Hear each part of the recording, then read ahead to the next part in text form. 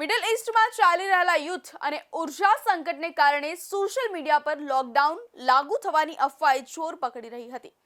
આ મામલે કેન્દ્રીય પેટ્રોલિયમ મંત્રીએ જણાવ્યું છે કે ભારત સરકાર પાસે લોકડાઉન લાદવાનો કોઈ પ્રસ્તાવ વિચારાધીન નથી અને આવી અફવાઓ તદ્દન ખોટી છે।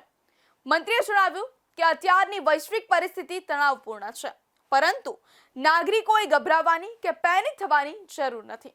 સરકાર ઉર્જા સપ્લાય ચેઇન અંગે જીવન જરૂરી ચીજવસ્તુઓની સ્થિતિ પર દરરોજ રિયલ ટાઈમ નજર રાખી રહી છે। તેમણે લોકોને શાંત રહેવા અને જવાબદારીપૂર્વક વર્તવા અપીલ કરી છે।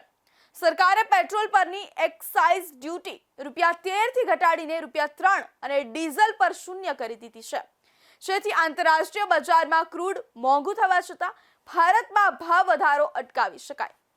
હરદીપસિંહ પુરીએ વધુમાં જણાવ્યું કે ભારત પાસે આગામી 60 દિવસ માટે પૂરતો ક્રૂડ ઓઇલનો જથ્થો સુરક્ષિત છે।